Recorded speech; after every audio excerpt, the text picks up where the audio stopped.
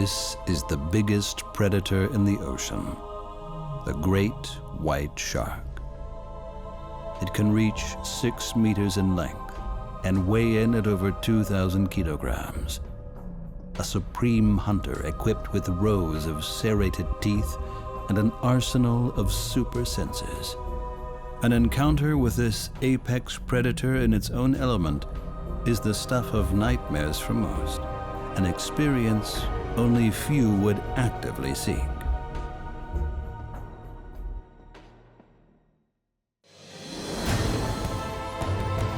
Adventure Ocean Quest. An encounter with a world under the waves.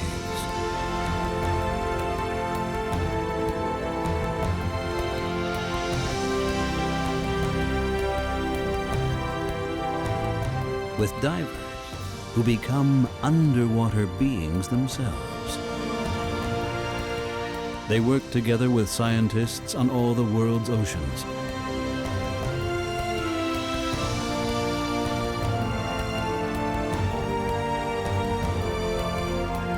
Deep under the surface of the water,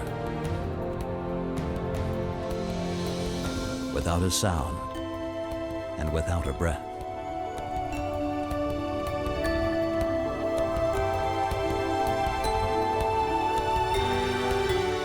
Adventure in the depths of the sea, the likes of which has never been seen before.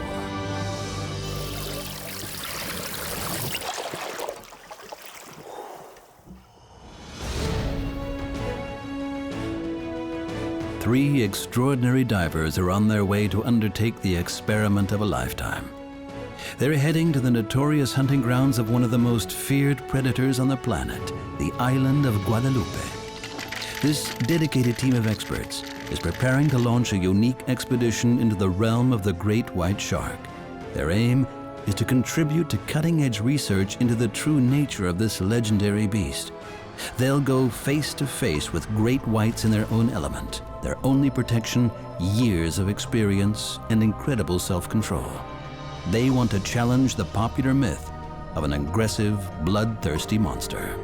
I think what we do is really bringing powerful images that are able to change people's opinion. He's the master of the sea. He's the absolute hunter. He's at the top of the food chain and fears no one. This is almost the top predator in the ocean, and it has the myth behind it. I'm more afraid than to live in a world without sharks than to meet sharks in the water.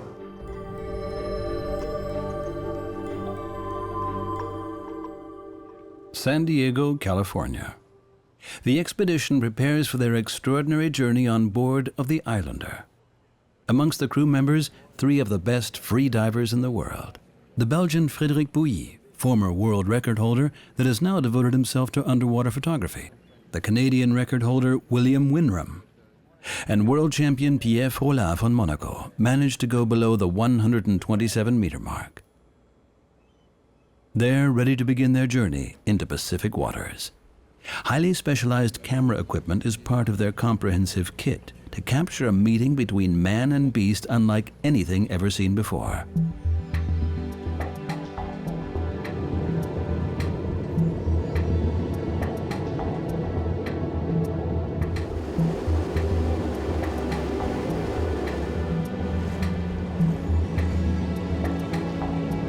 The isolated volcanic island of Guadalupe lies 250 kilometers off the Mexican mainland, a day's journey by boat.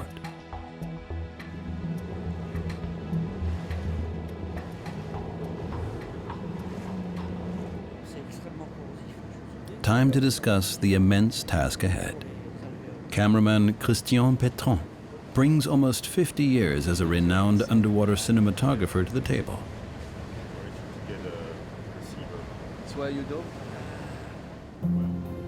Eventually, the island of Guadalupe appears on the horizon. A harsh, barren rock without any fresh water. Only a handful of fishermen have settled here. Fur and elephant seals enjoy the peace and tranquility and were found in huge numbers right up to the 19th century. Then, the greed of human hunters all but exterminated them.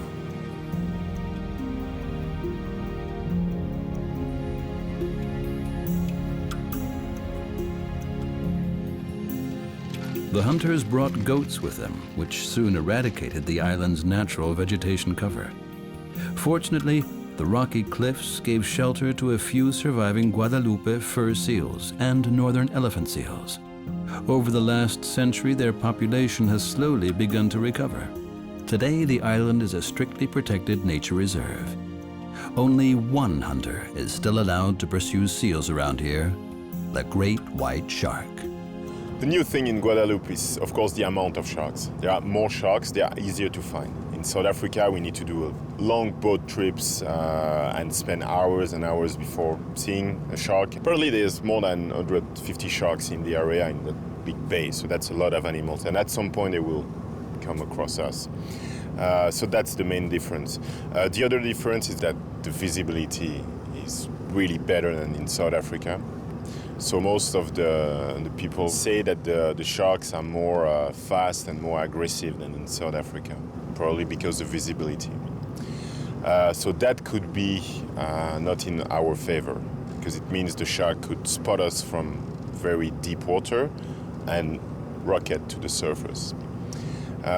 In my opinion, that won't happen, because the great white shark is an apex predator and he never takes risk to get a prey. So he will first come around us and check us out to see what we are and how we react. So I don't think we will be really bothered by the visibility. But as a lot of people told us that, we will be very careful for the first dives.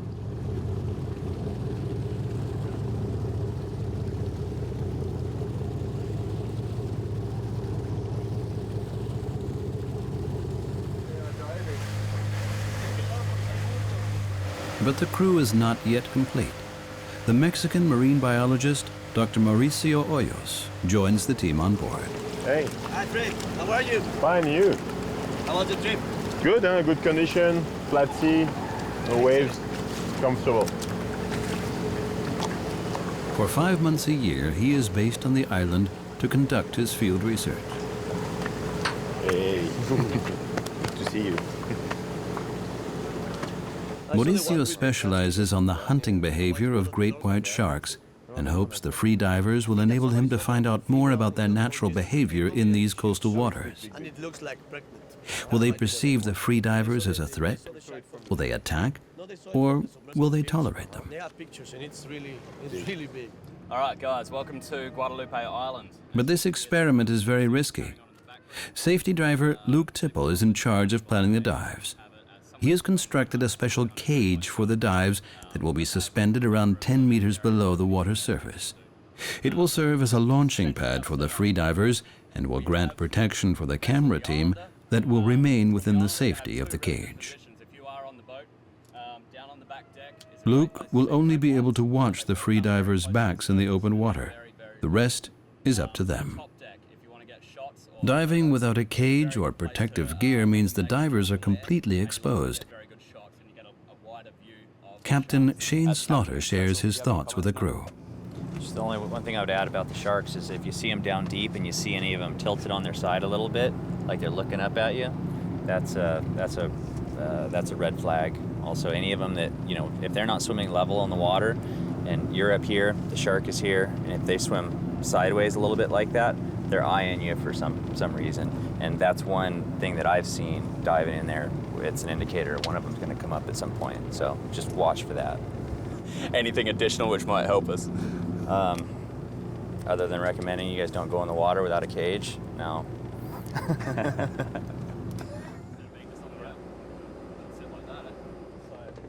Diving cages are used across the world for secure dives with sharks.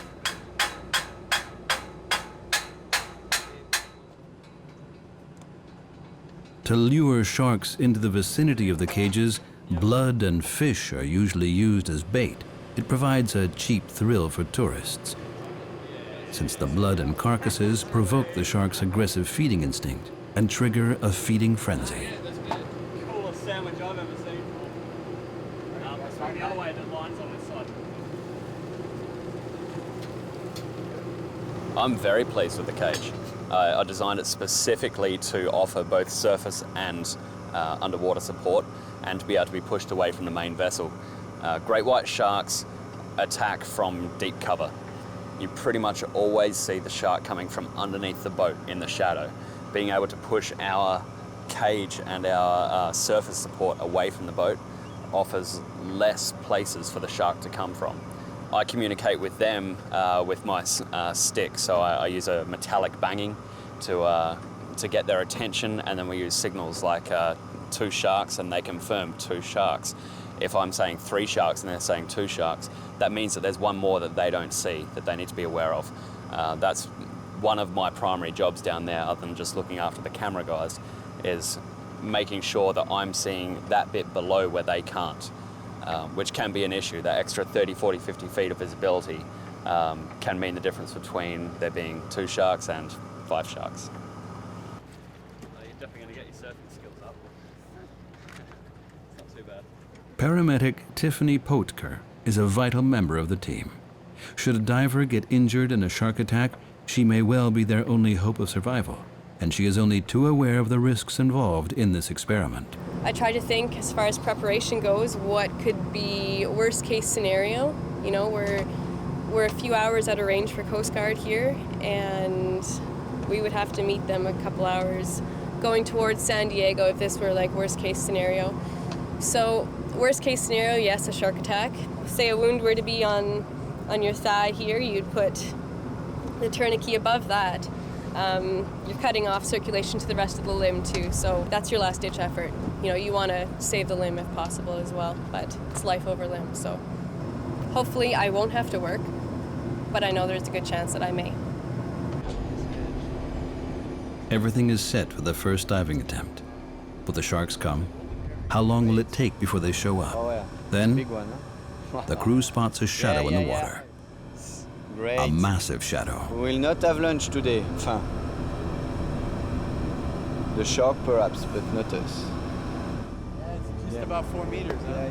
But thick. Yeah.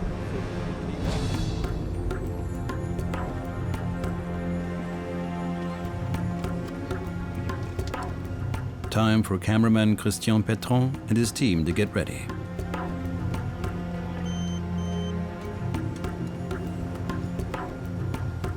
Si un requin voit un freediver, As far as I'm concerned, a diver using the rebreather technique, like me, is the same as a freediver.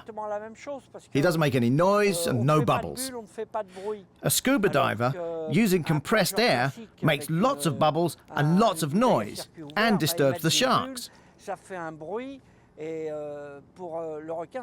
Like I just said, a freediver and a diver using the rebreather technique are more or less the same, because they don't disturb the sharks, because they don't make bubbles, and because they don't make any noise.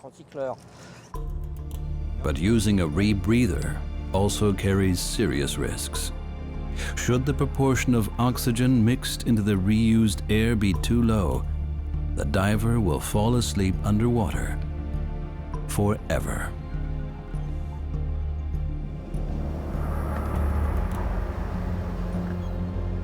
Everyone knows exactly what they're doing. This experiment has been meticulously planned. But now all bets are off. No one knows exactly what will happen once the 3 free divers are in the water.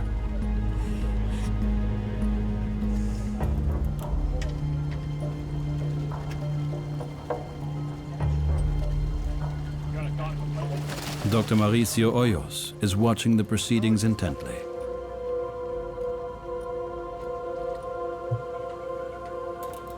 If you are diving, you have to hold your breath, because if you emit these bubbles, the shark is gonna go away. When we were diving yesterday, and the shark was really close to us, but when it heard the bubbles, it was away from us. We wanted to take pictures, but we couldn't because we were with the bubbles. But with free diving, it's perfect because no sound. So I think that the shark doesn't feel like threatened. Then, a bizarre turn of events. As soon as the divers get into the water, the shark that a moment ago was calmly circling the boat has vanished. These huge hunters can materialize and disappear in a split second, even in the crystal clear waters of the Pacific. Yet another reason to be extremely cautious. Pierre searches the depths for any signs of sharks.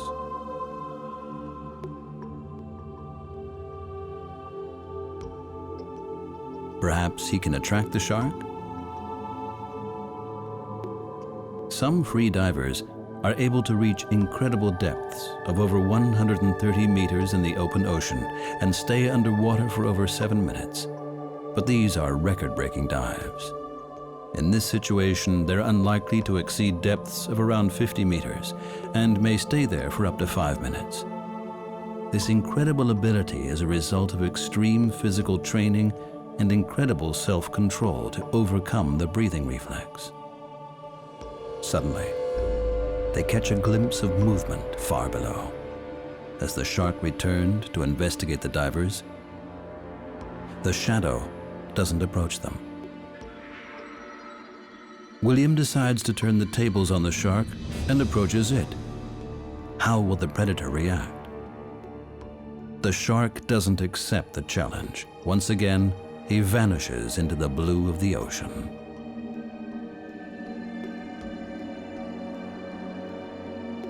The divers can't get anywhere near the shark.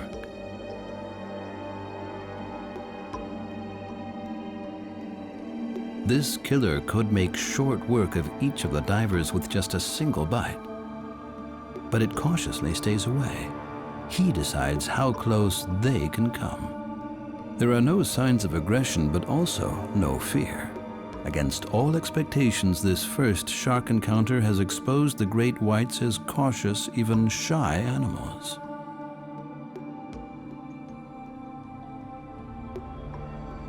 If you go in front of them, they can be afraid, so they take a distance. It's called a security distance. For every animal, they have their own security distance. With the big sharks, it's new for them to have freedivers in the water.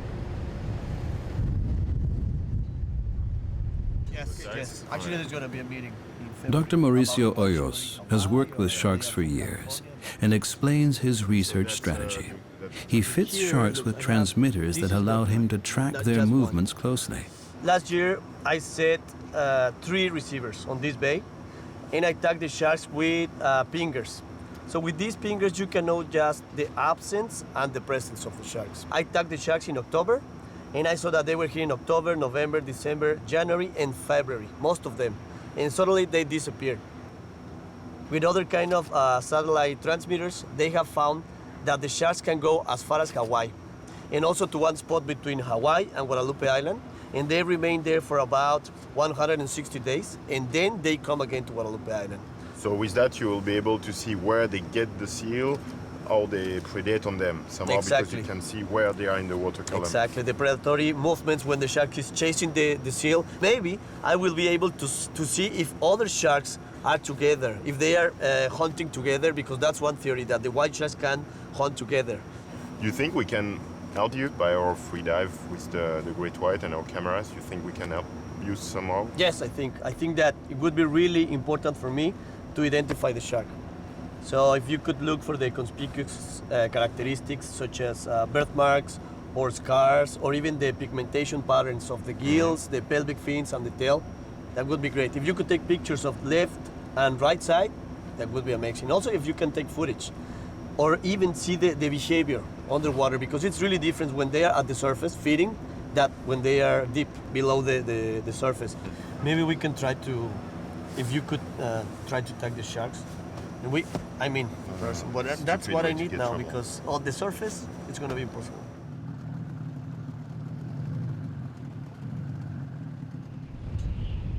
The next day brings bad news. Storm clouds are gathering.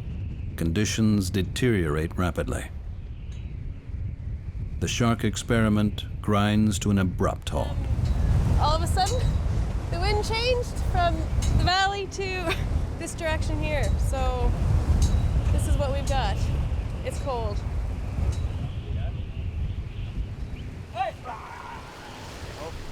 The divers get out of the water quickly.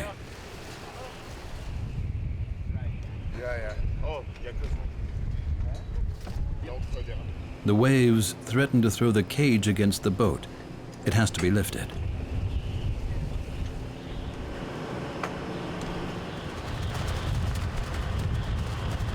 The paramedic has to deal with her first casualty, Pierre collided with a jellyfish in the water, a very painful encounter.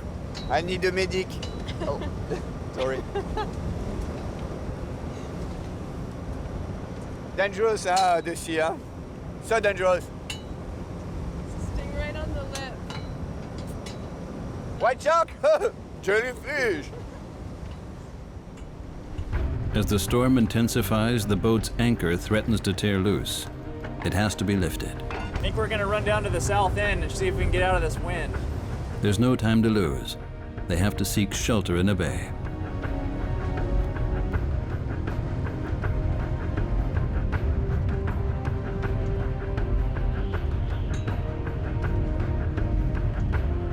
They stand no chance of finding the sharks in this weather. Wind, waves, and currents are all working against them. But Captain Slaughter has other ways of keeping track of the great whites. We're gonna try to actively try to find good shark action here for the next couple days. Real similar in the way that we look for fish. We basically use the side scan sonar and we pick up schools of tuna anywhere from, you know, maybe 10 pounds all the way up to, you know, 80 or 100 pounds. So it's really easy for us to see a 3,000 pound shark on sonar. So we'll sweep around the different areas, and if we see a good possibility for sharks, we'll go ahead and start our operations there. Okay, you guys ready to go find sharks? Okay, let's go.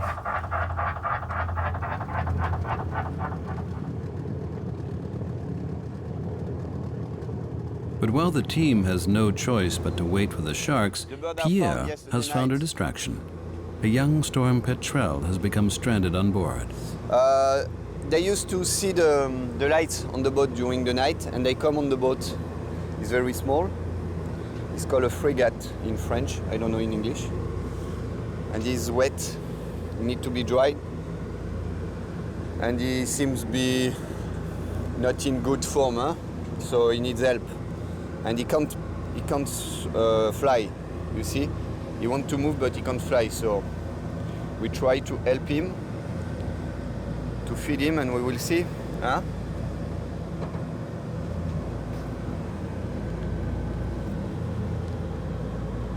Now we go in a hot place to help the bird. Look at him. We could help him, perhaps. We have to feed him. It's difficult to feed a bird like that. Huh? It could be fun to try. Pierre takes his newfound responsibility seriously, especially since the wind and waves have driven the sharks into deeper waters until the storm has lifted. There's no way for the divers to reach them there. It's frustrating, but all they can do is wait.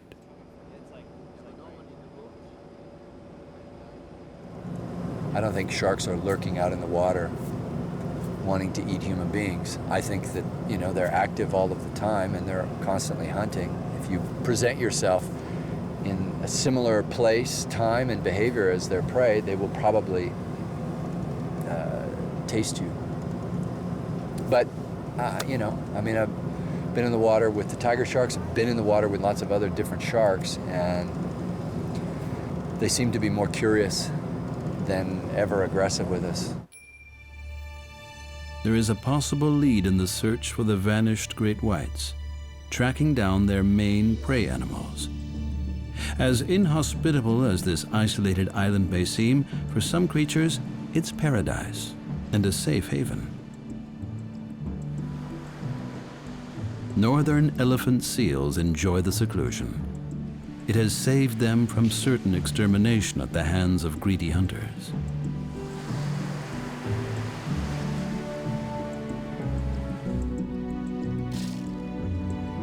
Elephant seals are the biggest seals in the world. Bulls can grow to an astonishing 6.5 meters and weigh in at up to 3.5 tons.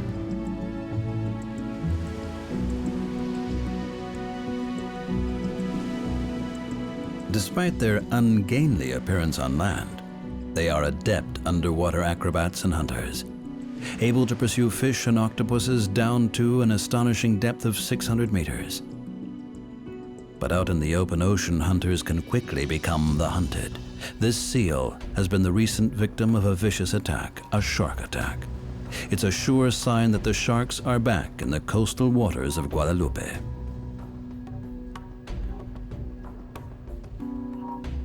Blood tracers show where the injured animal returned to land. But it will survive. Many seals in this colony bear serious scars from shark attacks. They're not entirely without protection on the water. Their blubber acts like a shield, not only against the cold, but also against the jagged teeth of the great white shark.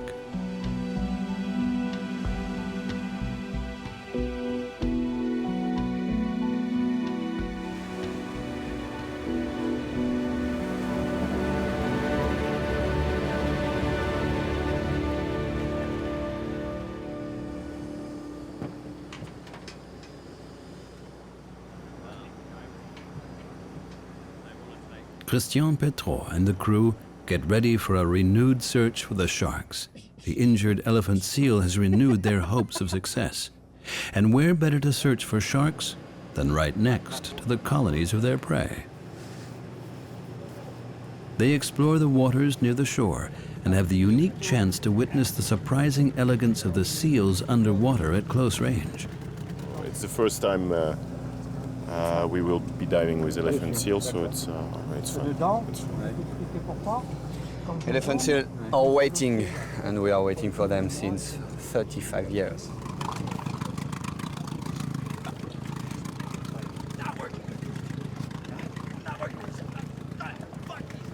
Using small boats, the divers manage to get close to the forbidding rocky coastline.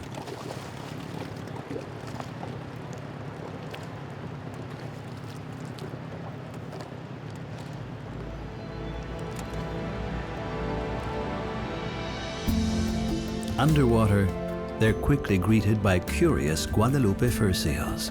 They show no fear and approach the divers at close range. They are the rarest of the southern fur seals and strictly protected. The team are probably the first humans they've come face to face with for a very long time.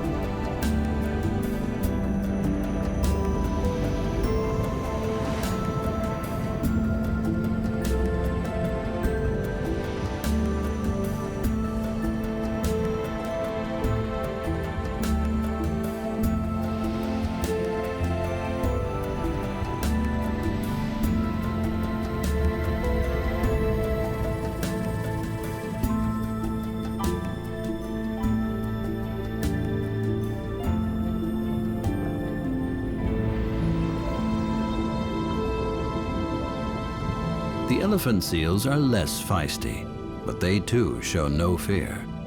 Perhaps they see the divers as animals similar to themselves, and they wouldn't be far from wrong.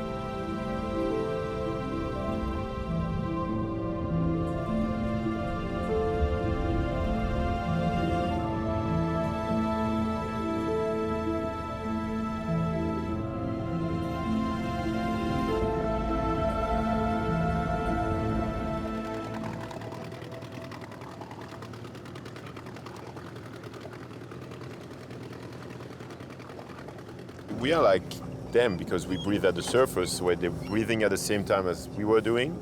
We were looking at each other on the surface and then putting the head down. They were looking at each other. It's very funny because we are like them. We breathe and we dive, so same kind of animals. Maybe we have longer fins and different suits, but it's the same. But still, the team hasn't managed to spot any sharks in the shallow coastal waters. Where have they gone? Giving up is not an option, so they use a short break to check their equipment and prepare for the next dive. Then, an unexpected visit. The Mexican Navy is suddenly on board of the research vessel, armed to the teeth. Christian Petron is alarmed. What do the soldiers want? Could this spell the end of the expedition? The boat is searched from top to bottom, the team's papers checked meticulously and permits examined. No one is allowed in these waters without official permission. Guadalupe is one of the best protected nature reserves in the world. Everyone is nervous. They anxiously await the Navy commander's verdict. Well, we're the Coast Guard, and our job is to stop the drug traffic and illicit activities like shark fishing. Sometimes it's necessary to check people who belong to some TV or magazine who are filming, like you, but they don't have permission. Everything is in order. A sigh of relief ripples through the crew. The soldiers leave them to their shark experiments.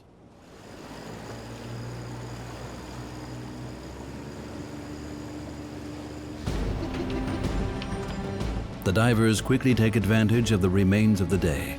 They couldn't afford to waste any more time. This break in the bad weather could only be a brief reprieve.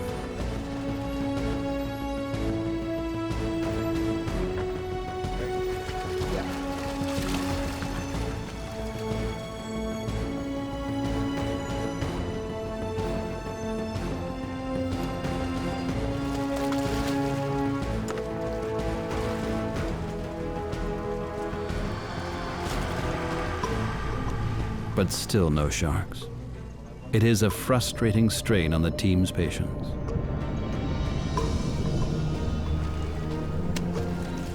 Pierre tries to raise the shark's curiosity. Perhaps splashing on the water's surface could guide the sharks to them. Something ordinary swimmers and divers should avoid in shark-infested waters at all costs. The three free divers work together. Each one covers the back of another. Should any sharks materialize, they don't want to be taken by surprise. Success. A single great white appears out of the blue. Just one of the free divers will try to approach, while the others watch his back. The cautious tactic pays off.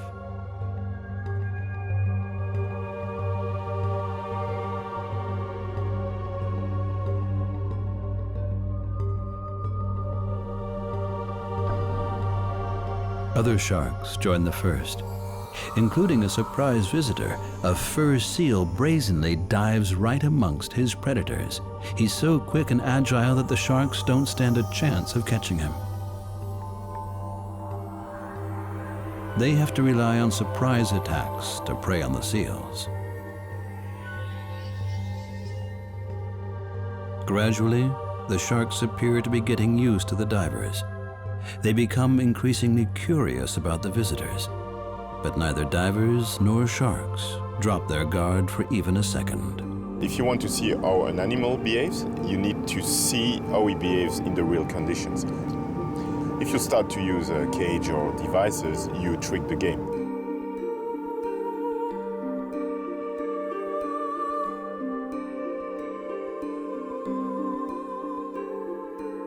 Getting this close to the sharks allows the free divers to take detailed photographs of each individual, which Mauricio Hoyos will use to catalog the animals.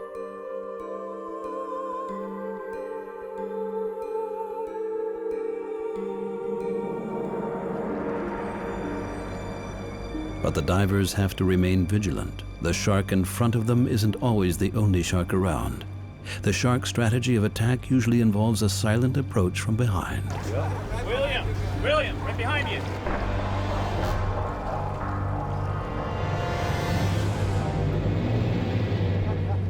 Will has a lucky escape. Out here, just one moment of unwariness could cost a diver his life. Tiffany keeps a wary eye on the divers, who are now encircled by sharks.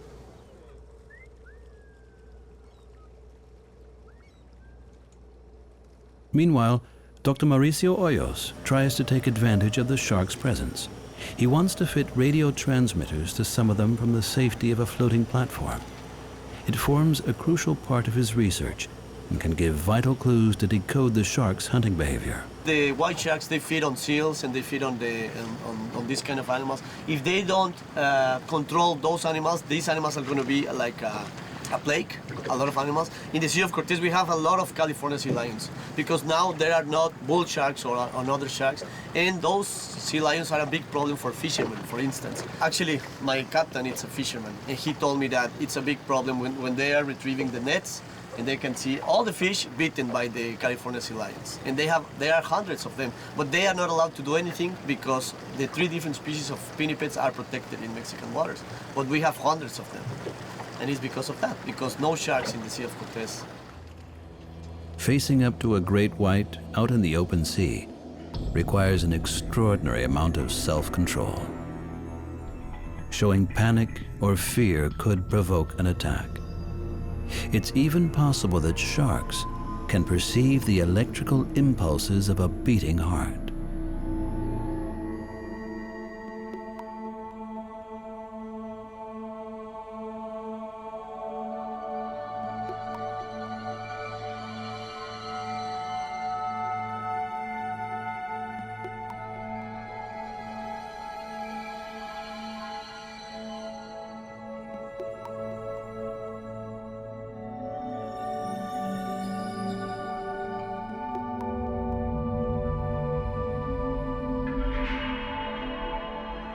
The great white is a hunter. A great white always arrives in the shadow, always take advantage of his camouflage, and so you have to be very, very aware of his position. And if you establish eye contact with a great white, no problem. The problem is when you don't have the eye contact with the animal. And every time I've been like a bit surprised by the great white was because I didn't see the animal arriving before.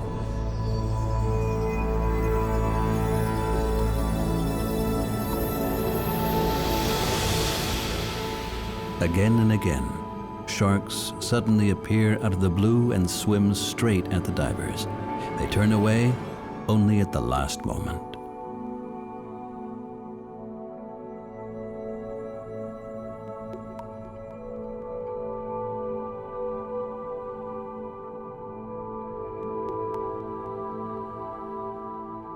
Every year, about 60 or 70 shark attacks on people are registered worldwide.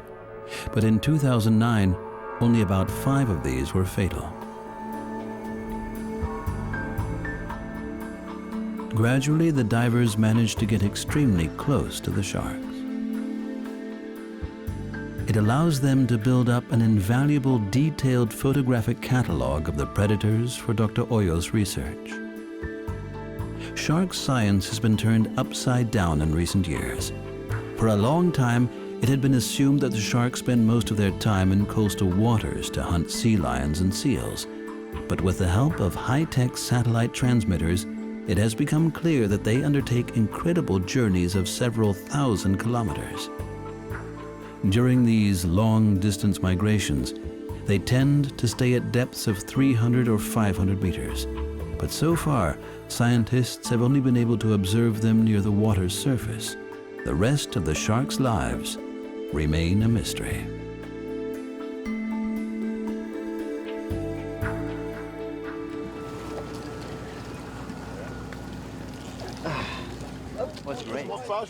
Time for the divers to take a break. They have to. Staying in the water too long could mean a fatal dip in their concentration. Boy, that was great.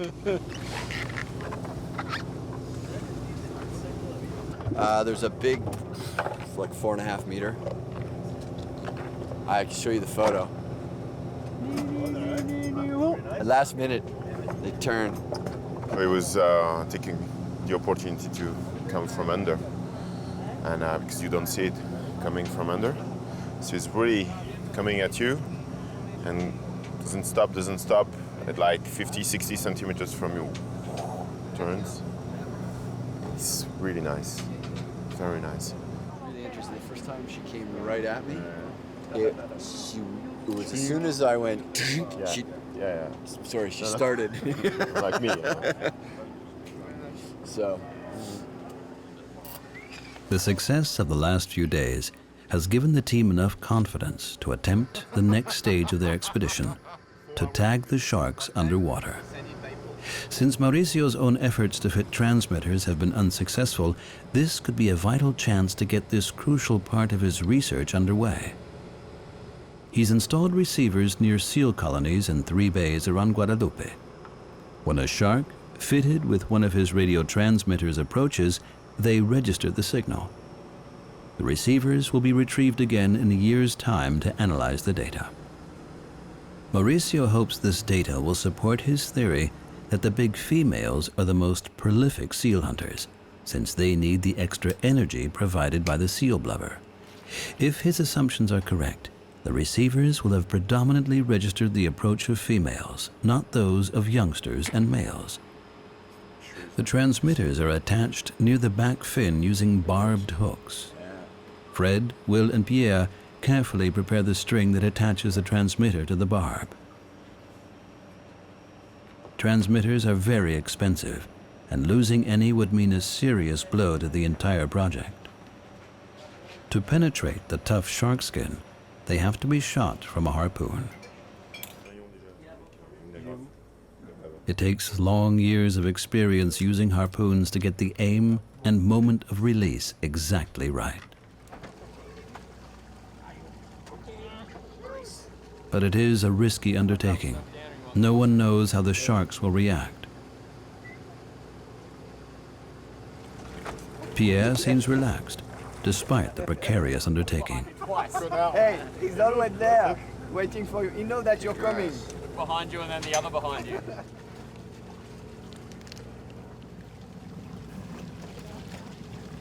I know they know what they're doing. Pretty sure too that they can draw the line when, you know, it gets a little bit too dangerous. So I hope they know where that line is. But I'm sure they'll be fine. Mauricio Hoyos is hoping for as many sharks as possible to fit a good number of transmitters. Is that another one, or is it's the same, right? But more sharks in the water means a greater risk for the divers.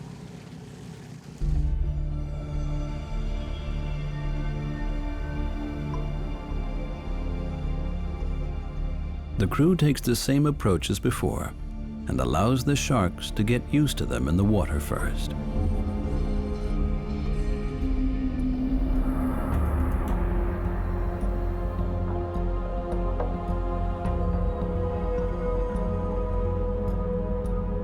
The plan is for Will to take a photograph before Pierre tries to tag the first shark. Everything is going to plan. Pierre manages to get an ideal position to shoot his harpoon, but then he hesitates. The chance passes. Fred explains what happened. Mauricio, there's one shark with like tags, but like it's not acoustic tags or something. No, but with parasites? Yes. Yeah, maybe it's the feather, it was from a satellite transmitter. So now it has just the parasites, I think. So you want us to tag that one? Yes, if you are sure that it's not an acoustic, it's not an acoustic, right? We will be sure, but it doesn't seem to be an acoustic. Maybe it's just the feather with the parasites. Yes. Yeah. Okay.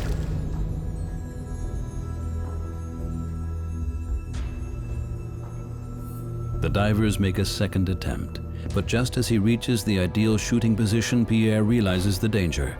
Will is immediately in front of the shark. Should the shark get aggressive as a result of the shot, Will would be extremely vulnerable. Pierre has to let the shark go a second time.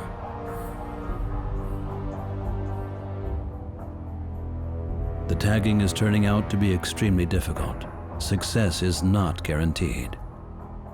But an experienced hunter knows patience is top of the list. The divers take their time.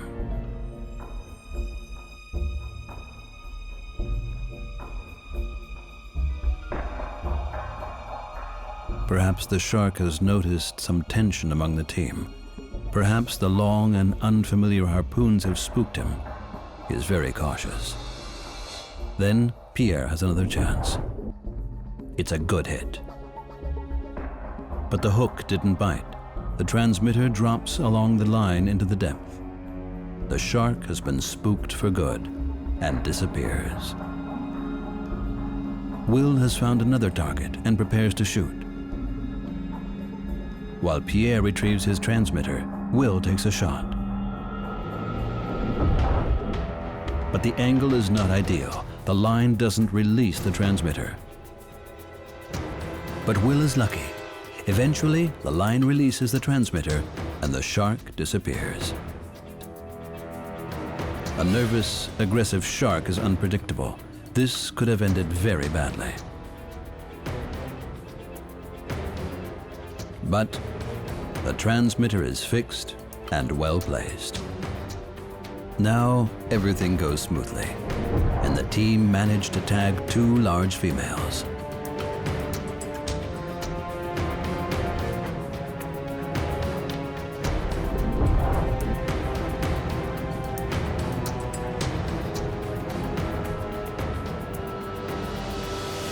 Did you tag it? Yes. The big female? The big one. Excellent. It's a female, right? Huh? It's a female. Oh yeah, it's huge. Excellent. Where the other tag photos? Left and right? Perfect. Oh, the other shark is She's here. not there, she's back.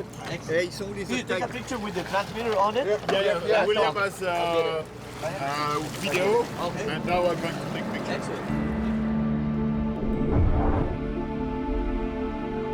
This shot was perfect. The transmitter is securely in place and releases the line immediately.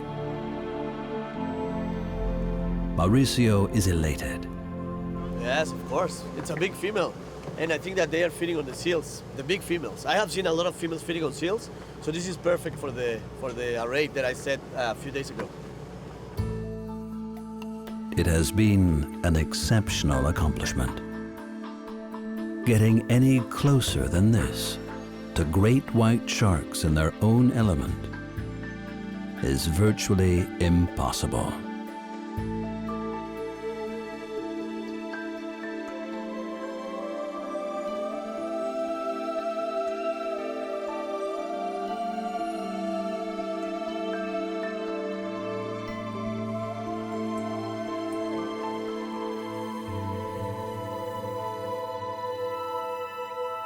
Dr. Hoyos is particularly interested in hearing as much as possible about the team's underwater observations of the shark's behavior. And what about the behavior of that big female? She was very quiet. She was coming very close, but in a very soft manner, approaching and not at all inquisitive, just curious. And we could spend time with her, swimming alongside. We had a lot of fun with that shark. Always on the surface with Yes. Not at all aggressive. No, and Very sometimes with the fin and the tail outside of the water, but we could cruise with her. She was totally accepting us. Was very nice. Here's Oh, is that the transmitter? Yeah. That's perfect. Perfect tagging. That's And correct. on the left side you can see that she's totally clean. And look at the size of the transmitter. It looks like it looks like this. Tiny. Yeah. But we have it on film also, the tagging, placement of the transmitters. I don't know that female. Maybe she's new. I don't know that female. And this afternoon we saw another big female, new, no tag on it, but we couldn't get Bigger it. than this one? Or? No, same size, but not as fat. Thank you very much for your help. Without your help, this couldn't be impossible because I had been trying to tag the sharks for 1 week and they have been really deep all the time. So for me, I was there in my skiff and waiting and nothing at the surface. But I saw the sharks when they were swimming below me, like 10 meters. So I tagged 2 big females today, and that's what I want because I have seen the big females feeding on the seals. And that's why I said this array of Sunnibush in front of the seal colony. Okay. With those transmitters, we are going to know the 3-dimensional movements of the sharks when they are looking for the seals. Let us know when you have results. I will next year. We'll be really curious. Next year. Thank you very much. You're welcome. They're convinced their experiences with the sharks can do something towards changing their reputation as bloodthirsty killers. You can really explain to the people they are nice animals, because all the picture you see of great white sharks and the film, it's always with the mouth open going at the camera. But you have to know it. If they do that, it's because you had a lot of blood and bait in the water. Sometimes even bait on the camera or on the cage, so they go there and to have like kind of spectacular images. But when they don't have bait, they're just curious. They want to see what we are, and they stay for 15, 20 minutes, then they are gone. But they never open the jaws. The only time we was a little bit worried is when William tagging the shark, when I saw the shark, I say, oh my God, he take une passage. But oof, it's gone. But it's only time I was very worried because the shark was shy. And the eye is not dark. You saw it's blue. Yeah. It's blue. The great white shark eye is blue. It's not black. Everybody says they have like a deep black eye without any expression. If you really go close to a great white shark, you will see it's a black eye with a blue circle, and it's absolutely beautiful. What we do really helps people to have a different perspective about sharks. That island is a very nice place for the great white, but perhaps one of the last. So humans have to take care about sea life, and the watermen we are have to show that shark is not dangerous. He's curious and he lives in the sea. He's in his place. So we have to respect that. Yes, just visitors. Yeah. It's possible their groundwork will have paved the way to new groundbreaking insights into the true nature of one of the greatest hunters in the sea. The South Pacific, where coral reefs act as a barrier to waves and storms, a world of small islands and open sea. They form a realm of their own, which opens up to those willing to adapt to its rules. Intimate encounters with the creatures of the reefs are only possible if the divers are prepared to enter their world without the comforts of technology. This is the product of nature's luxurious bounty, as it can be seen hardly anywhere else on Earth. French Polynesia is the ideal location for marine biologists to study this highly complex ecosystem beneath the waves. That's why Moorea is the base for French and American university research stations. This is their starting point for research excursions into the tropical sea of French Polynesia. This time, they've teamed up with the French underwater cameraman Christian Petron and two underwater specialists, the world-class freedivers Frederic Buyle and William Winram. The two divers work as a highly experienced team and can rely on each other in every situation the sea might throw at them. They know the waters of the South Pacific well. Diving here with whales and sharks is nothing new for them. Fred has come here to meet Professor Serge Plan on Moorea, a French researcher specializing on the underwater fauna of French Polynesia. So Fred, I'm glad you're here in Moorea. My interest in having you here is your capability of staying in the water without breathing for some times, and especially regarding the analysis and the survey of the behavior of the fauna we have on the sea. And you think as a freediver I can help you with that? The interest is that for doing sampling, you can always do that with doing bubbles, with scuba tank on the classical tool. But as soon as you're looking at behavior, as soon as you're interested in how a fish or how a worm or how a shrimp react towards another one, or towards regarding reproduction or regarding some kind of activity, the noise that bubbles are making are suddenly, and it's been shown that it's disturbing partly this activity, and it's also then difficult to really understand what is part of the natural behavior from what is a part of a reaction of the behavior related to bubble. The disturbance. The disturbance. So.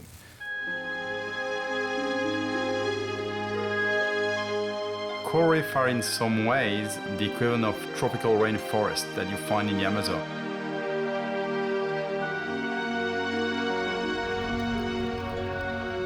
Coral reef are supposed to be the sources of high diversity ecosystem. I'd say that the reef itself, it's based on a few animals that are numerous in numbers, but that are creating themselves a high diversity pool. It's known to be about 20,000 species of fish. That is almost 50% of all fish inhabiting the Earth, just in coral reef. But correlated to that, it's only about 1,500 species of coral. So it's a few number of species of coral creating a huge diversity. And actually there is now estimate that there is already 20% of reef that are gone. And there's about 30 to 40% that we think they're in high danger of disappearing. And then the rest that is more or less going a little bit better. Corals are the building blocks of the reef, but are highly sensitive to temperature fluctuations. That's why global warming could be particularly harmful to them. And once they've been damaged, recovery is a slow and unpredictable process. It creates a disastrous chain reaction. Once the coral is gone, all the species that depend on it will also disappear.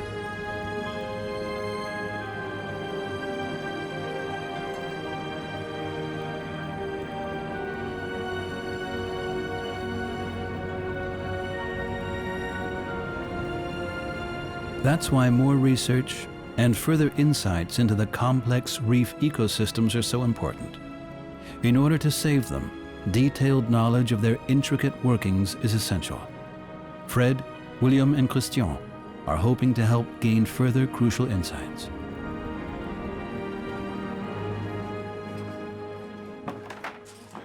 The team gets ready for their first reef dive, a night dive. So we're going to follow the scientists with the lights and see what's happening.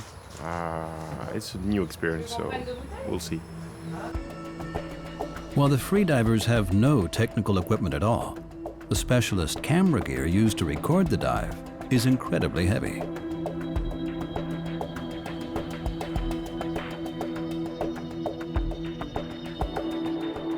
It's dark. Night diving is dark. There's no light, so you have different animals that go outside. Some animals are sleeping, some animals are more active, so that's the main difference. In terms of diving, it doesn't change anything, but sometimes it's nice to do some night dive. It's not my favorite thing because I like to enjoy the scenery more, but it's fun from time to time. And here I think we'll have very good condition on a shallow reef, so it's going to be a good dive.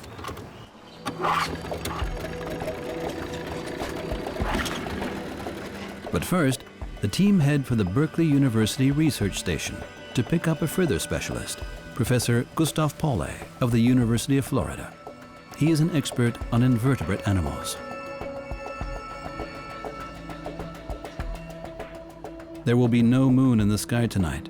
Ideal conditions to observe a very special event, the arrival of new reef inhabitants in their millions. This night is of particular interest for Gustav Polynesia. In the dead of night, millions of larvae drift with the currents towards the island. The eggs of the animals populating the lagoon reach maturity on the ocean floor or even out in the open sea. Now the freshly hatched larvae are ready to return to the lagoon. Drifting on the currents under cover of night, they do what they can to avoid falling prey to larger predators. The reef itself is not very impressive, but the tumbling clouds of larvae are breathtaking. A few years ago, the corals here fell victim to an invasion of crown-of-thorns starfish that feed on the delicate coral polyps. It's been a recurring problem in French Polynesia. Corals on several reefs have already met the same fate and have been almost completely wiped out.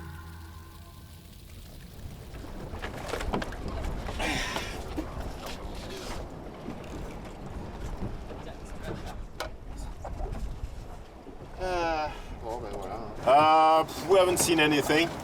A lot of larvae in the water, but beside that, nothing.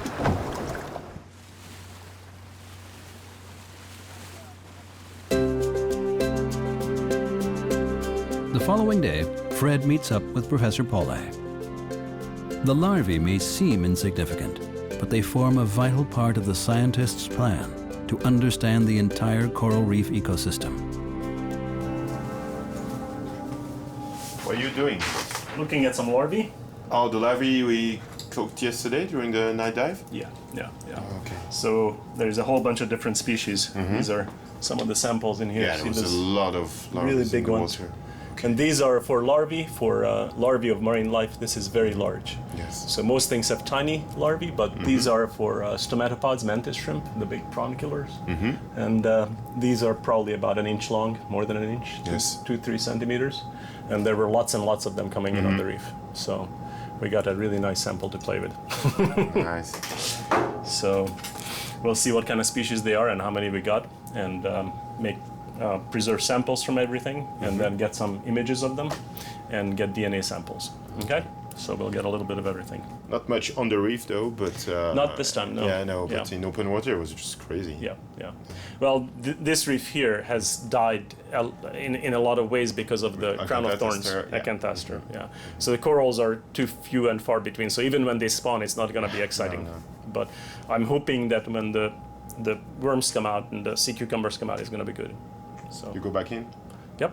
Yeah, tonight? Of course. Yeah. Every night until... Well, for a couple of nights. I got 2 more nights before I have to leave the island, so it's run out of time, but at least we're here for this cycle, so I want to take advantage of it. From Maria, the team move on to the next station of their mission, Rangiroa, the biggest coral atoll in French Polynesia. Atolls are the remains of old islands that submerge beneath the waves, while the surrounding fringe reefs continue to grow upwards. Rangiroa is a ring of 240 small islands, 80 kilometers long and up to 32 kilometers wide. The team is heading to a particular place, Le Faille, or the break. The reef has literally broken into fragments here, and the resulting underwater landscape of caves and canyons has given rise to a new ecosystem. The origin of this deep crack in the reef is still unclear. And here it looks like you have the reef and then you have a sheer drop. So we'll have a big wall and we'll see what kind of sea life we find. Maybe we'll find some pelagic fish coming in to hunt, but probably not this time of day, but you never know. So it's always interesting.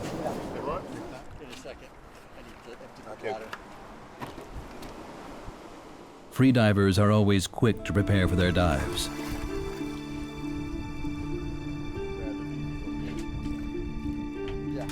Le Faille lies right in front of the Blue Lagoon, a protected area that is home to a myriad of bird species.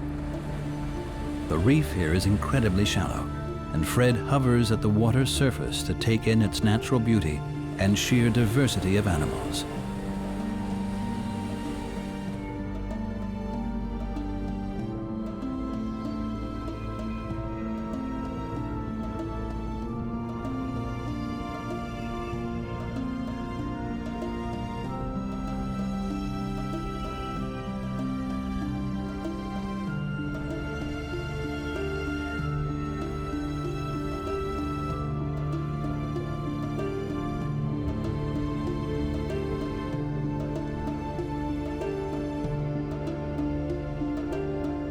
But then the scenery changes dramatically.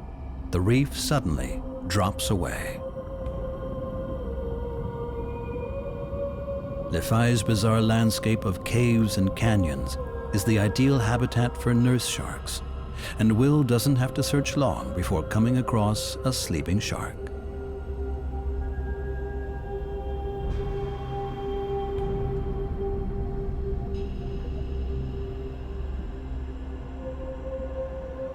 Whether it's imposing sharks, small fish, or even tiny cleaner fish, Le Faille's impressive sheer walls offer an extraordinary home for many. The divers have to repeatedly come up for air. At the water's surface, Fred finds a striking reef visitor, a manta ray, a placid giant with a wingspan of up to 7 meters.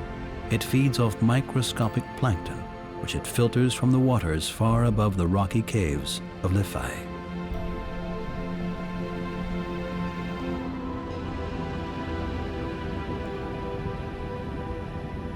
The diver's efforts are worth it.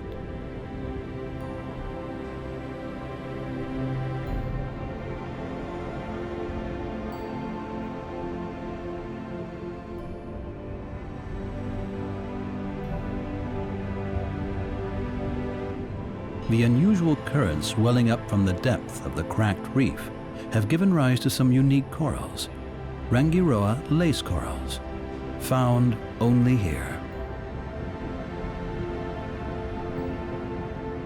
It's a surprise to find such a rich variety of shapes and colors this deep in the twilight of the ocean. Unless highlighted by artificial light, these vibrant colors are swallowed up by the blues of the water. So what could be their purpose? For this predator, a bland brown pattern camouflage is enough to blend into the background.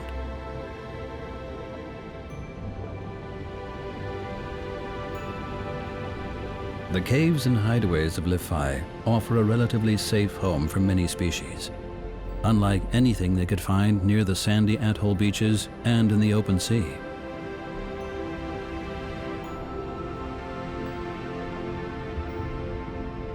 For the divers, exploring these steep canyons is a little like free climbing, a vertical ascent of over 50 meters along a breathtaking sheer cliff.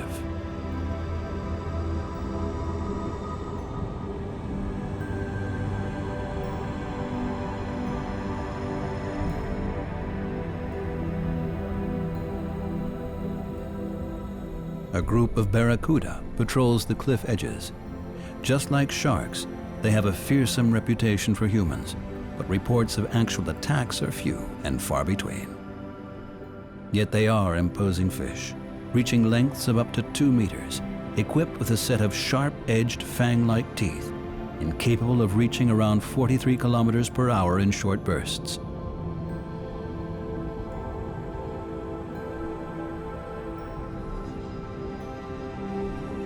Young barracuda are often found in large groups in open water, but adults tend to be loners.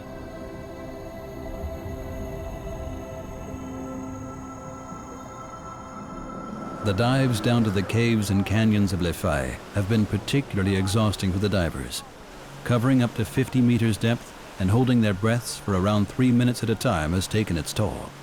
Time for a well-earned rest. But as the day nears its end, it's only the beginning for a very special event on Rangiroa. The traditional Rangiroa dance competition. Over 20 different dance groups have gathered to compete against each other. The winner will take part in the final in Tahiti.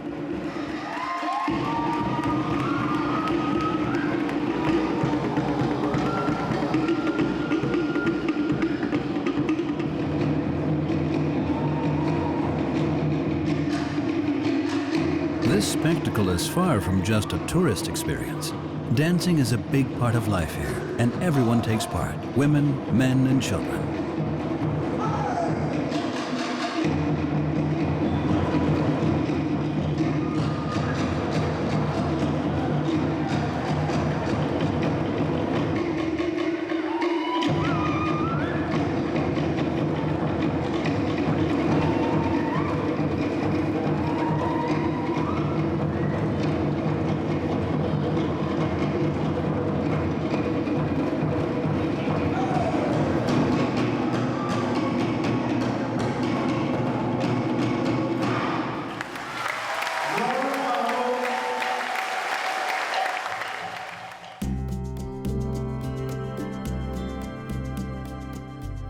It's time for the team to move on. Fakarava is an even better place to study the coral reef ecosystem. French Polynesia's second largest atoll is a UNESCO Biosphere Reserve. Its 6 islands host a particularly rich and impressive collection of plants and animals, including some very rare species.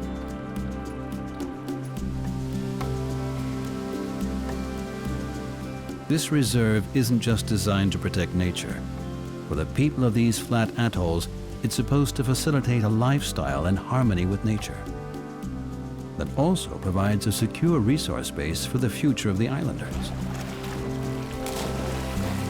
One of the main sources of income here is the export of one of the legendary symbols of the South Pacific, the black Tahiti pearl. Fred meets up with Maitata, one of the divers working on the pearl farm of Fakarava.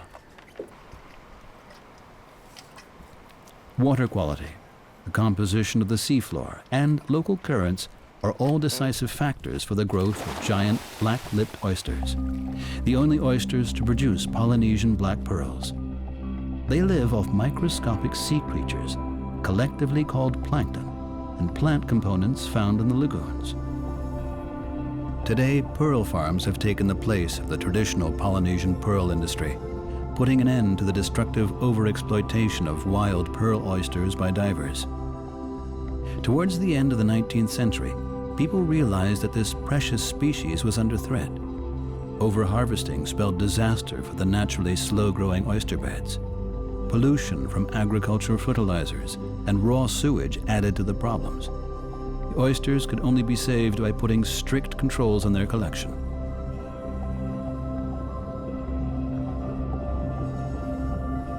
The value of individual pearls range from $100 for a small pearl of average quality to $10,000 for a perfectly round pearl with a diameter of 19 millimeters.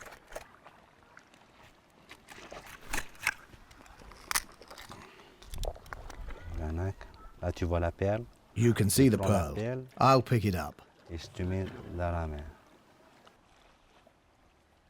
Its rainbow colors are created by the different layers of the pearl, which serve as a kind of prism and break the light, just like raindrops do.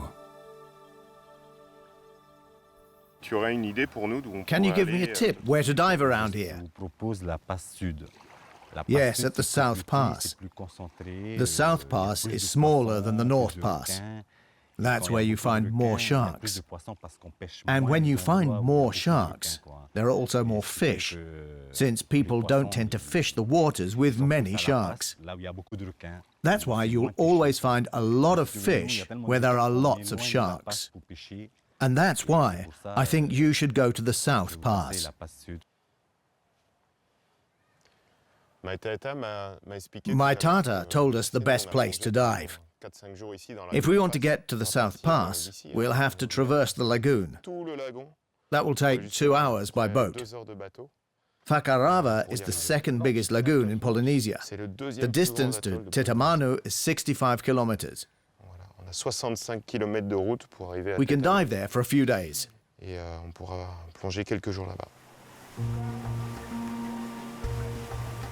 The team decide to take their chance with my Tata's tip-off and soon get on the way.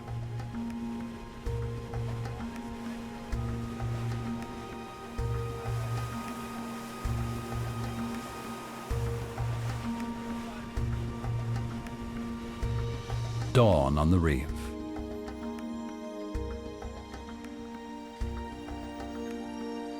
It is 5 in the morning. First light bathes the shore. The team is ready for their first outing. But the weather isn't exactly as one might imagine the South Pacific. Despite this, the divers try to stay optimistic. No, it'll be interesting. I've never done it, so I'm curious to see what's here. I hear there's a big school of gray reef sharks, 300 or 400 of them, so I'm excited to see that. But you never know if they're going to be here today, or you never know what you're going to see. So that's always the exciting part about the first time diving any spot. So we'll see what happens. A challenging day is about to start for the free divers.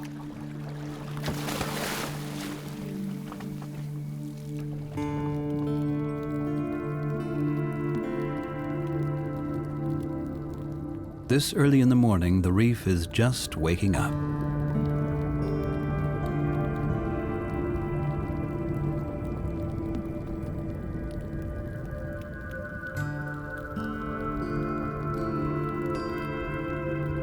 Some of the big predators now emerge from the depths where they spent the night.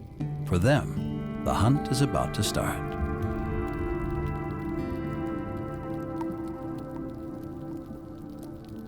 At the same time, night hunters, like these blue-striped snapper, also return to the reef to seek safety in numbers from bigger predators while they rest and sleep.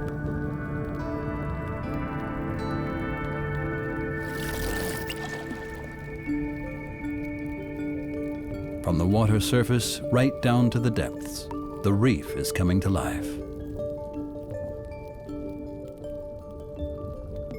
soldierfish have also returned from the nocturnal hunt. This shoal is about to retreat into reef caves to sleep. But feeding and sleeping are not the only tasks on the order of the day. Personal hygiene is also top of the list.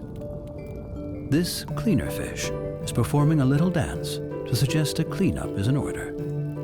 These industrious little fish pluck parasites from the skin and even the mouths and gills of other fish. Carefully, Fred approaches a white-tip reef shark. This formidable predator is also having a rest after its nocturnal hunt. But it too is in need of some attention, and its gills are scrupulously cleaned. The cleaner fish operate at a few specific locations on the reef, known as cleaning stations. Fish come here specifically for a good once-over cleanup.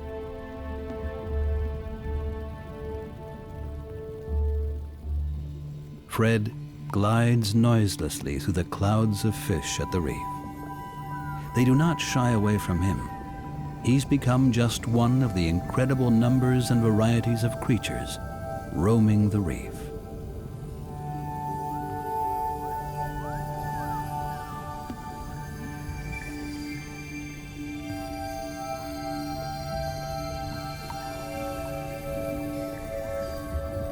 Some animals have developed surprising strategies to raise their prospects of catching a decent breakfast. They work together as hunting teams to maximize their chances of success. An emperor angelfish stays close to a much stronger hawksbill turtle looking for sponges among the corals. The turtle's technique is brutal as it breaks off sections of coral. It gives the emperor angelfish the chance to snatch up small crustaceans uncovered by the commotion. Jacks use a similar strategy. This one shadows a humphead wrasse to find its food. Another one keeps a close eye on a goatfish's efforts.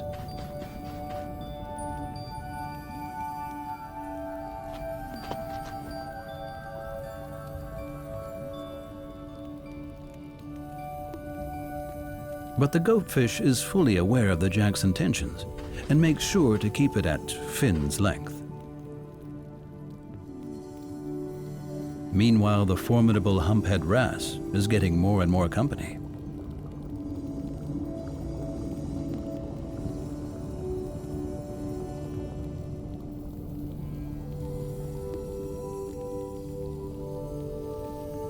These silver-tip sharks have to put up with an entire entourage of followers.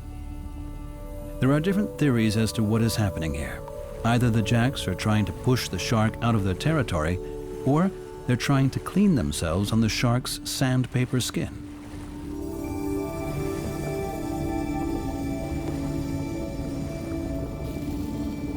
This trumpetfish is using a ray as cover to hunt in an area where he could hide only with difficulty. It's cleverly disguising itself as part of the ray.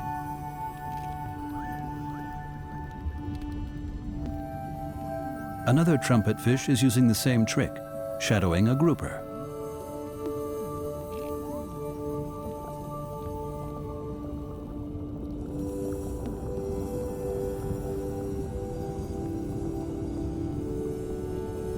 Some species are positively rebuilding the reef during their search for food. This yellow margin triggerfish is looking for prey amongst the coral rubble.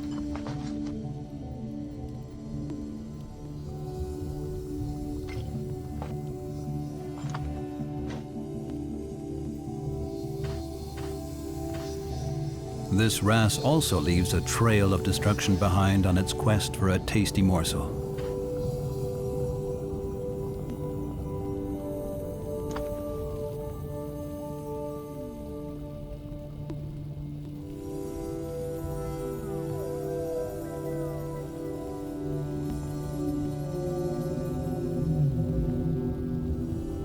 A humphead wrasse cruises above the reef.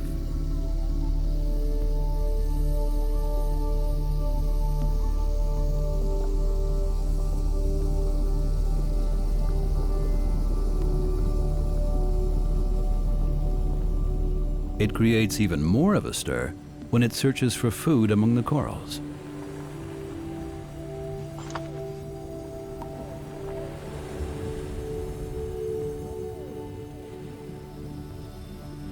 Time for a well-earned break for the divers. Free diving is exhausting, and they have to be careful to conserve their energy for the other dives planned later that day.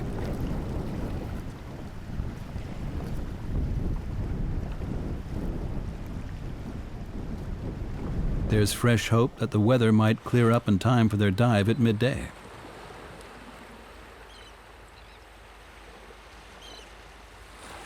Midday. Temperatures have risen to their daily maximum, and it's not just land animals that are having a rest.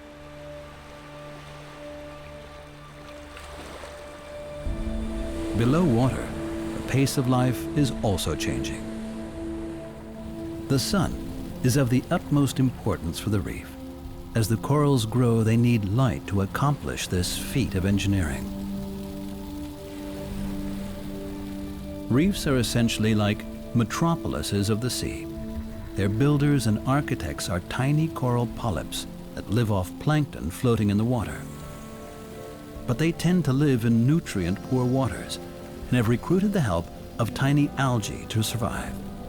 These microscopic plants have colonized their tissues, and by turning sunlight into sugars, supply about 90% of the coral polyp's nutrient requirements. That's why the reefs grow towards the sun. They can only live in shallow waters, full of light.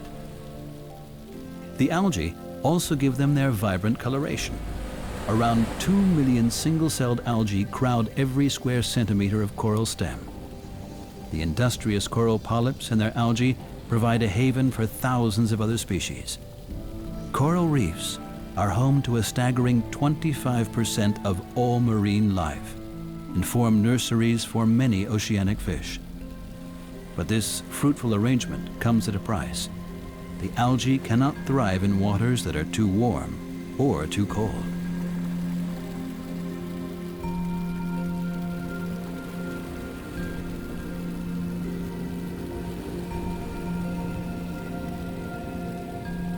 Many fish are now having a rest.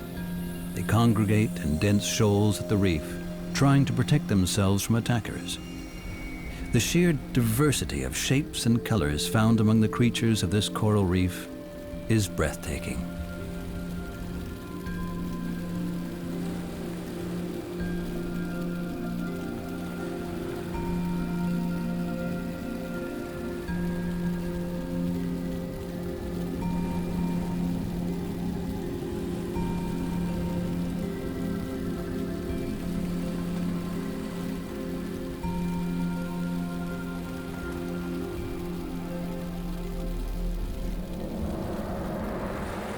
The majestic manta rays have found a swarm of small larvae, which they scoop from the waters.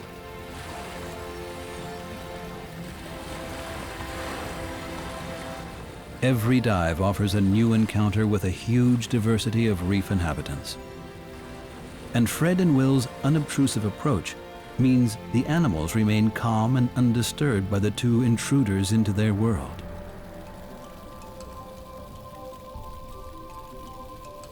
And some of the creatures found here are bordering on the bizarre, like this white-margined unicorn fish.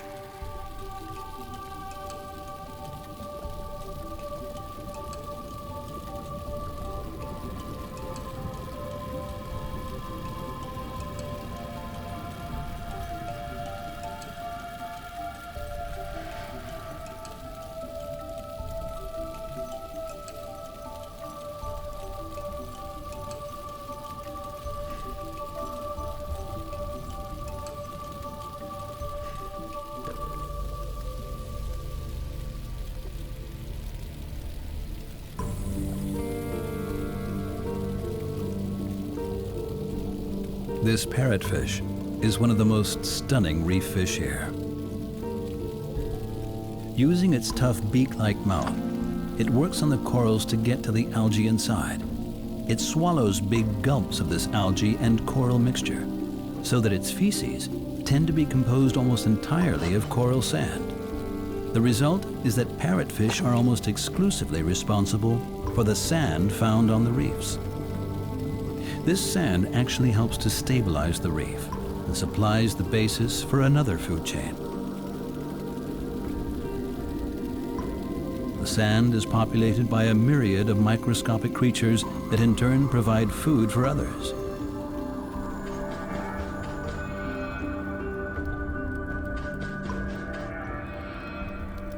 Fred is also interested in recording the sounds of this surreal underwater world and places a special hydrophone in the water. This is far from a silent world.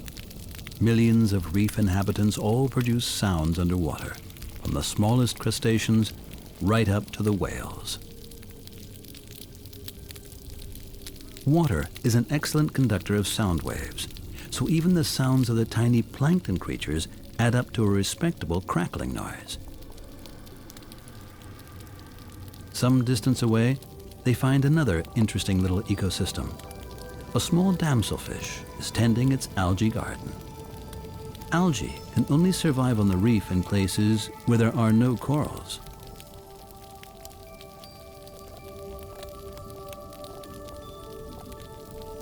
Everywhere else, algae are almost instantly eaten.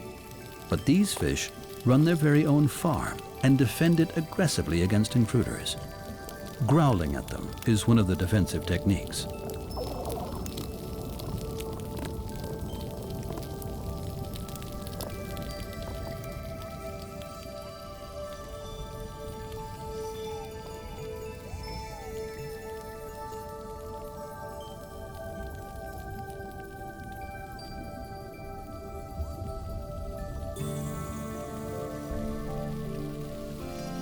These convict surgeonfish are busy spawning.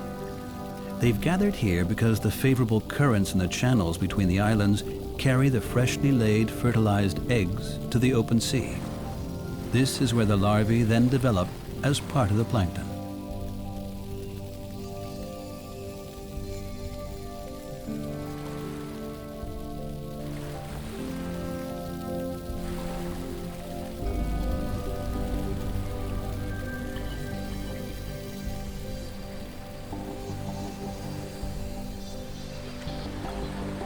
Four o'clock in the afternoon. Clouds begin to darken the sky once again. Filmer des animaux, c'est toujours. It's never easy to film animals. We have to pay attention to a lot of things. The weather, the animals. But there are a lot of things we can't plan ahead, including if there'll be any animals, if this is their season. The weather is always important. At the moment, there's a tropical storm. It's been raining for 3 days now, and the wind is really strong. It's raining around the atoll and the lagoon, and the rainwater's draining into the lagoon, which means the visibility in the water is not good. All of these factors combined make our work very difficult. But today, luck is on their side. The weather improves again, and the team can start another dive. They want to check out a number of locations in the reef channel to see which animals are active here.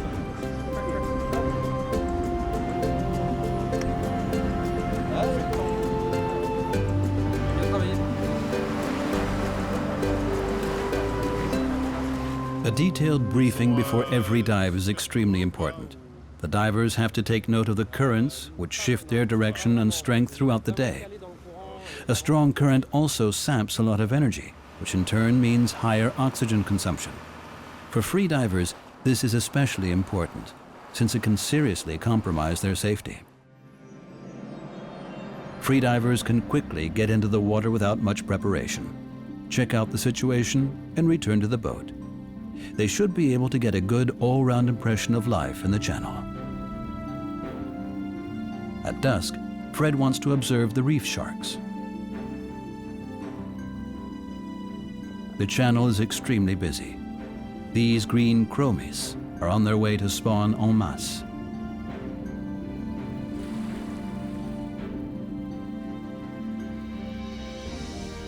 Gray reef sharks rest and sleep in a large shoal.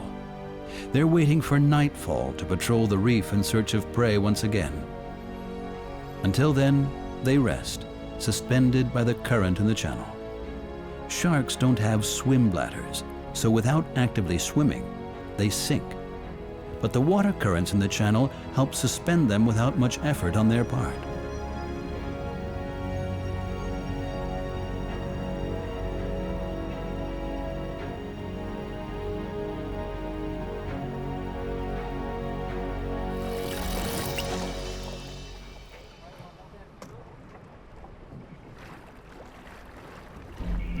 Another dive, and the team come across white-tip reef sharks. Fred and Will are able to approach them without spooking the animals in the slightest. These sharks are very different, able to lie on the channel bed to rest because they can actively pump water through their gills to breathe. Other types of shark have to keep swimming to get enough water through their gills.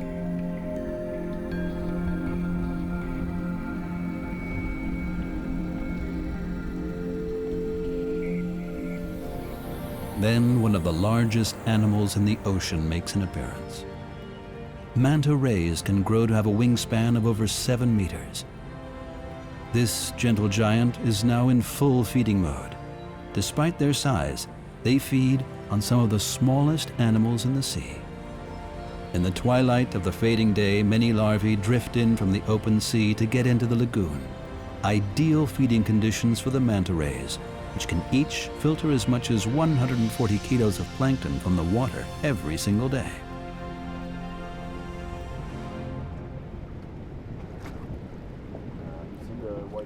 Fred and Will return to the boat to wait for the sun to set. That's when some types of surgeonfish begin to spawn. The divers take a look around the exit of the reef channel. The noise generated by the reef creatures is constant and accompanies the divers on their excursions.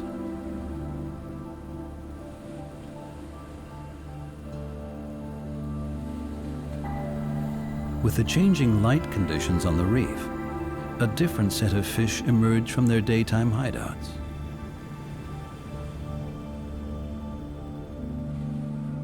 These white-spotted surgeonfish have come here from the upper part of the reef to spawn.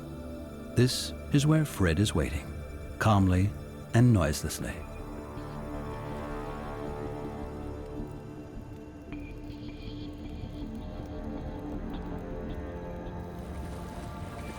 A spawning frenzy ensues. The females swim upwards and expel a cloud of eggs. The males follow quickly to fertilize them. In the twilight, white-cheeked surgeonfish show off their elaborate mating dance. Filefish, too, have gathered to spawn.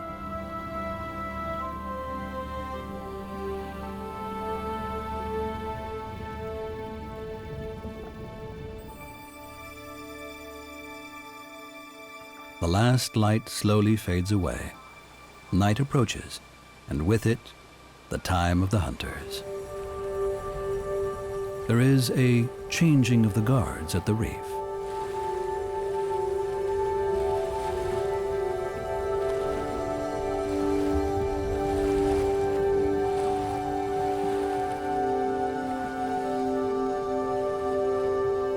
The fish shoals that gathered to rest and seek protection from daytime hunters are now ready to turn stalkers themselves. Time for day-active animals to seek suitable hideouts. If you want to survive the night, it pays to find a way of making yourself invisible to the night stalkers.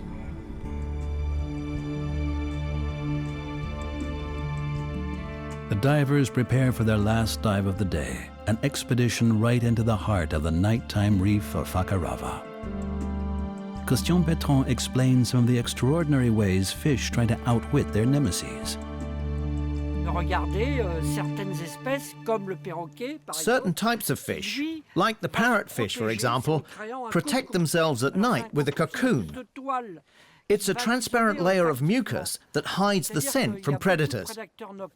There are a lot of sharks here, and with their sense of smell, the white-tip reef sharks spend their nights looking for sleeping fish. So the parrotfish is using this mucus cocoon to stop hunters being able to smell it. Olfactive peut avoir des chances de ne pas être repéré par un requin. The change from twilight to nighttime happens quickly in the tropics. C'est très intéressant parce que on voit des animaux qu'on appelle. This is really interesting Durant la journée. because now we see animals that spend their days sleeping. Qui dorment, on peut les approcher, les toucher. When they're sleeping, we can take nice pictures and film them easily because they don't flee. Donc tout ça c'est intéressant. But at night, you can see mussels and big crustaceans. For example, there are a lot of reef crabs, like these big red crabs here. These are animals you only get to see at night. It's not frightening to dive at night because we know what we're doing and we know the area. At the beginning, it can be a little unsettling to come here and see the great whites. C'est vrai que c'est toujours un peu inquiétant.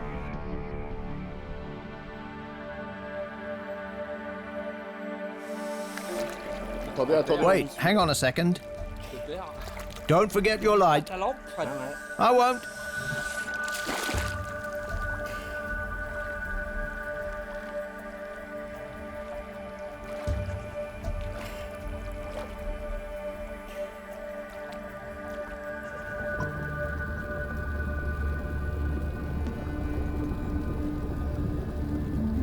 Underwater, visibility is now extremely limited, and the divers have to use lights to find their way.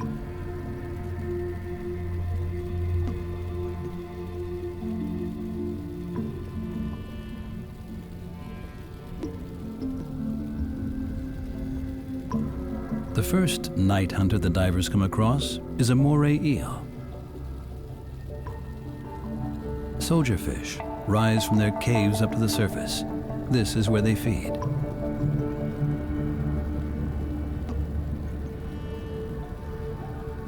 Sleeping fish now have to worry about nurse sharks, and the seemingly placid groupers show their true colors.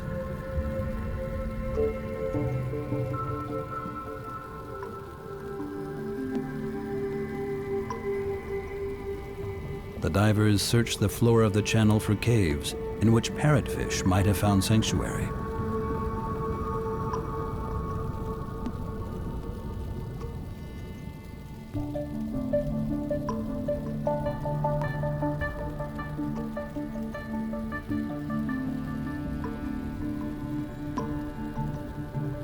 They do well to withdraw deep into the caves to avoid becoming somebody else's dinner. This parrotfish is sleeping deeply, its protective mucus cocoon clearly visible.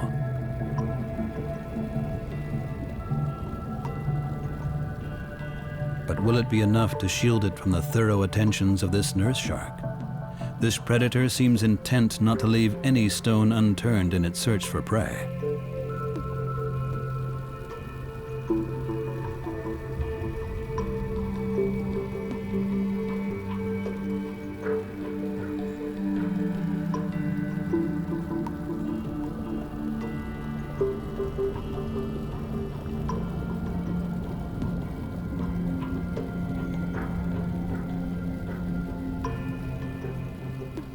Once again, the free divers are able to approach and observe both the hunters and the hunted without spooking the animals.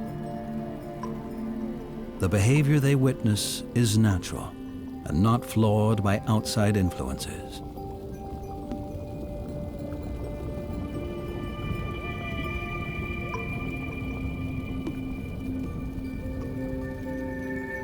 Sun corals live in these caves.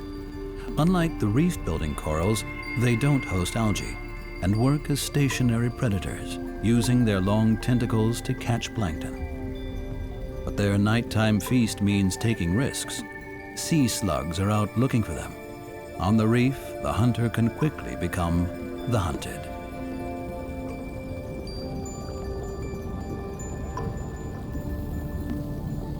It's time for the divers to finish their expedition. It's been an exhausting day, spending 24 hours with the inhabitants of the coral reef. The sheer diversity and density of life on these reefs throughout the different stages of a single day has been overwhelming. In places like Fakarava, it becomes clear just how important it is for humanity to conserve these last few Edens left on Earth.